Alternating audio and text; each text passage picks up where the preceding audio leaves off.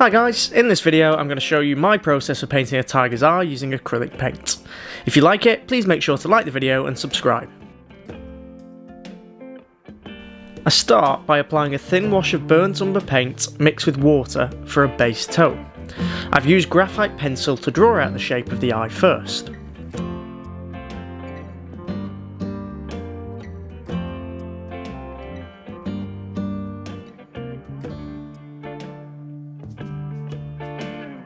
Next, I begin to draw out the dark lines of the eye using black paint. I don't mind using the black straight out of the tube at this stage because I'll be glazing lots of colours over the top later.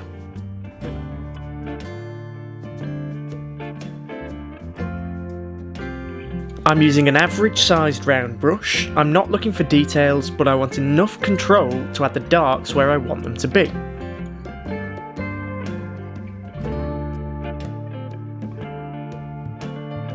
Next, I block in the darkest colours of the eye using a mix of black, raw umber and yellow ochre. I paint the entire iris this colour as it will act as a base layer for the rest of the painting.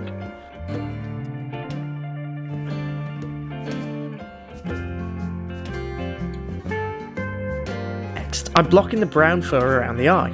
Again, I'm just using the round brush because I'm not aiming for any detail. I'm using a mix of burnt umber and black for this part. I use less water as I want the paint to be less transparent and more opaque.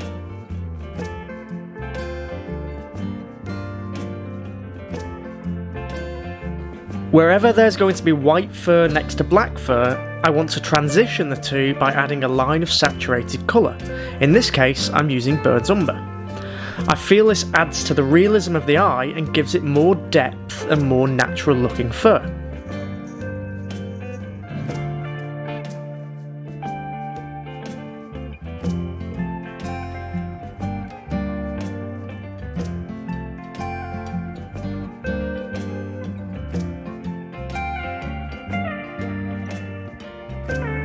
Next, I'm blocking in the darker white areas above and below the eye. For this stage, I use a mix of black, yellow ochre and white. I want a dark yellowy grey to act as the base layer for the white fur that I'll paint later.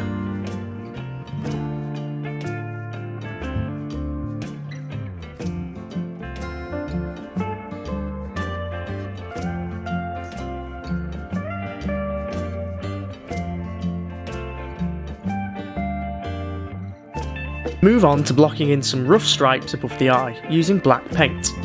I'm not focusing on details, just blocking in the basic shapes. Sometimes I use my finger to wipe away the paint and blend it in when I use too much.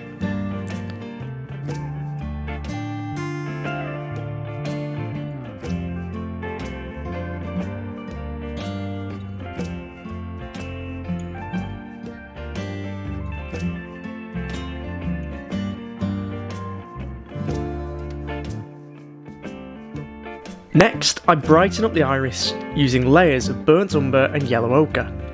Here, I'm just trying to establish a base for the colours and hues that I will work on top of later.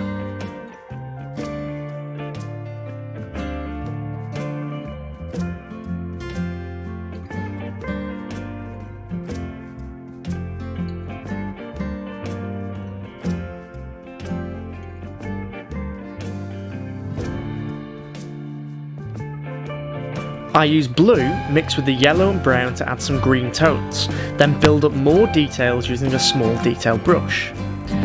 It's at this stage that I go on to refine the shape of the eye slightly, adding the black and grey highlights of the eye sockets.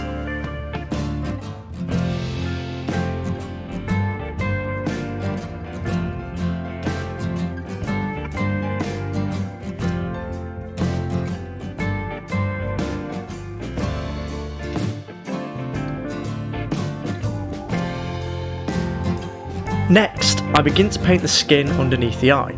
This is an area of the tiger with no fur and it has an almost leathery appearance.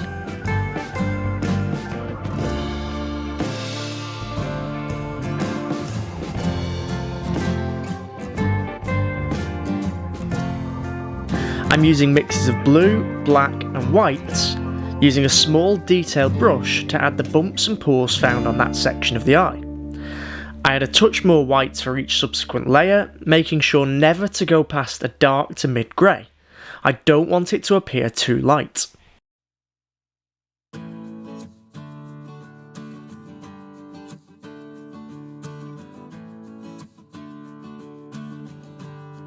I use watered down black paint to glaze some of the darker lines and shadows over the rest of the eye.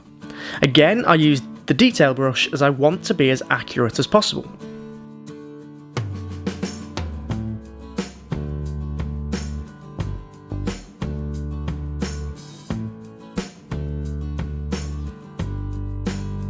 I move on to the white fur underneath the eye. I've switched brushes and now I'm using a small angled brush. I'm using the same mix of yellow ochre, burnt umber and black, but I've now added some white so that I can paint the lighter fur. Notice how I'm leaving gaps between some of the strands to let some of the darker layers show through. This is really important when aiming for realistic fur. Sometimes I can cover up this base layer with my lighter marks, but it's a really easy fix. I just add some dark marks back in with the detail brush.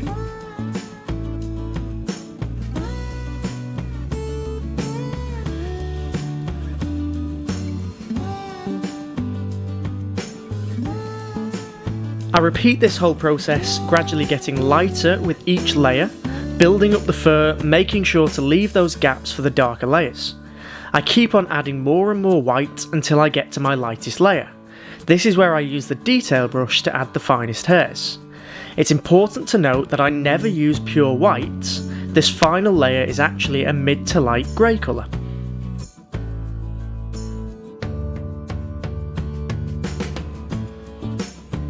I then glaze some burnt umber over the edge of the fur, using very watered down paint to add that saturated transition point that I mentioned earlier.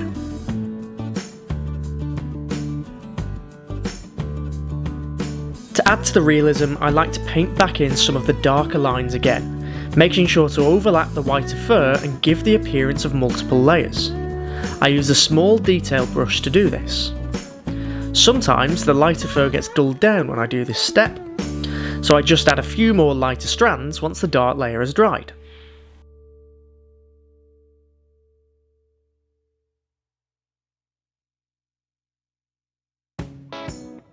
I move back to the iris now. I actually think this is the most important part of the painting.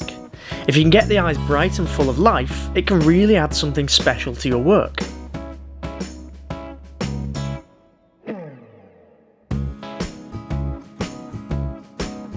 I build up the colours in the eyes using various glazes of yellow ochre, burnt umber and burnt sienna.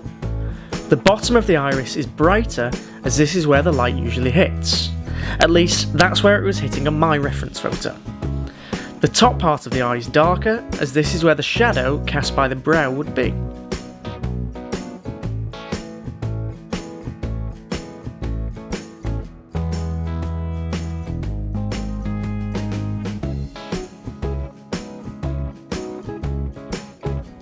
Before I move on, I thought I would mention that this piece is part of a commissioned set of paintings that I'm working on, and the reference for this particular piece was very kindly provided by an American photographer called Michelle Cobble.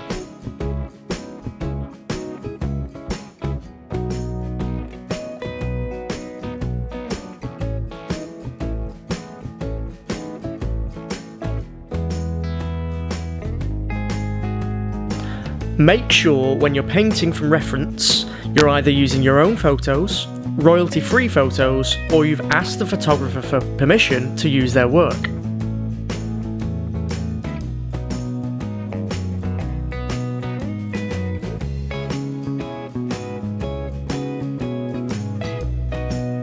Anyway, back to the painting. I'm just building up the colours and the tones using the small detail brush. I work in lines to give the impression of the structure of the iris. I'm not being hyper-realistic and painting everything, I'm just trying to give the impression of the tiny details.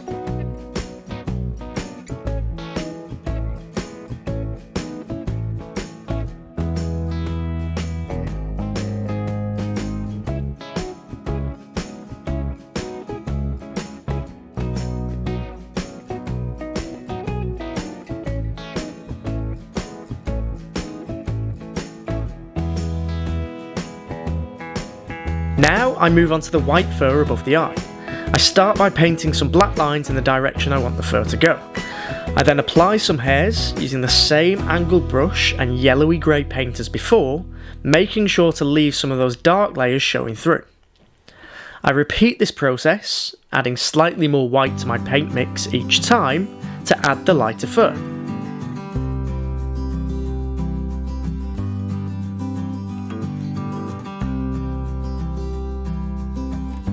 For the final touches to the eye, I use a thin wash of raw umber to add the shadow underneath, cast onto the iris by the brow.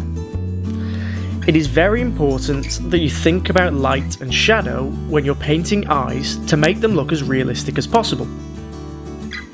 Next, I'm adding the regions of highlights. These are the reflections seen in the eye. I start with a mid-grey that is about the same tone as the light parts of the eye. I add a bit of white to this to create slightly lighter spots and a slight blue glaze to give the impression of the sky being reflected in parts of the eye.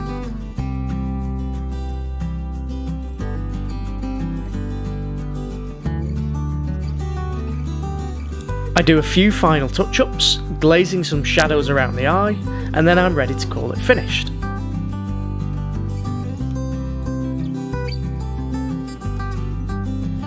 Here's the finished eye.